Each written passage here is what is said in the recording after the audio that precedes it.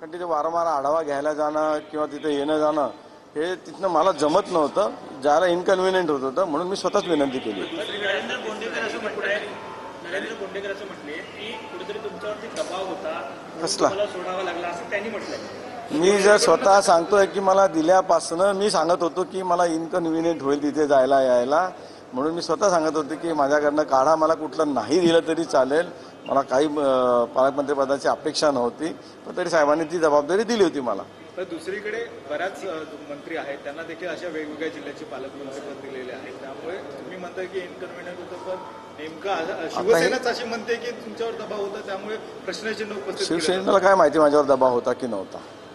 मी स्वतः सांगतोय की मी दिल्या दिवसापासून आदरणीय मुख्यमंत्र्यांना सांगत होतो, त्या प्रदेश अध्यक्ष बावनकुळे साहेब होते, त्यांना मी सांगत होतो की साहेब मला इथे जायला यायला जमणार नाही, त्या जिल्ह्याचा जर काही न्याय द्यायचा असेल, तिथे काही घटना घडल्या इमर्जन्सी, तर जायला यायला जमत नाही. म्हणजे जेव्हा स्पष्ट घटना सांगतो तुम्हाला की तिथे ऑर्डनन्स फॅक्टरीमध्ये एक ब्लास्ट झाला होता, काम करताना कामगार तिथे काही जखमी झाले होते, काही मेले होते. मी त्यावेळेस दिल्लीला होतो, माझ्या घरी लग्न होतं, तर मला यायला 2 दिवस लागले. तिथे इमर्जन्सी घटनेमध्ये सुद्धा तिथे जर वेळेवर मी पोहोचू शकत नसेल तर मग तिथे थोडंसं लोकांना त्या गोष्टीचं वाईट वाटू शकतो, म्हणून मी म्हटलं की साहेब तिथे जर जवळच्या माणसाला दिलं तर पटकन त्याला जायला यायला किंवा तिथे डिसिजन घ्यायला बरं राहील, म्हणून तुम्ही जवळच्या माणसाला द्यावं तिथे, आणि मला तुम्ही कुठे नाही दिलं तरी चालेल, तरी त्यांनी बुलढाणा जिल्ह्याचं सहपालकमंत्री दिलं. मी आदरणीय मुख्यमंत्र्यांचं आणि प्रदेशाध्यक्षांचा आभारी होतो.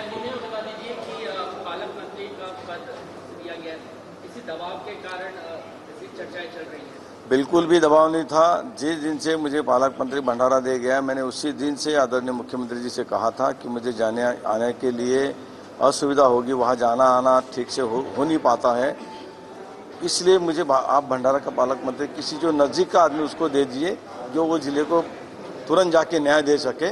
और आदरणीय मुख्यमंत्री जी ने मेरी बात को एक्सेप्ट किया और मुझे भंडारा का सह पालक मंत्री दिया गया.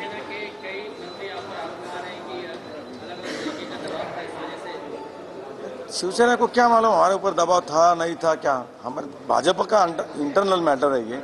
और जब मैं खुद कह रहा हूँ कि मैंने खुद से बोला था कि मुझे भंडारा पालक मंत्री पद नहीं चाहिए, मैं वहाँ जा नहीं सकता हूँ, शिवसेना का क्या मतलब है?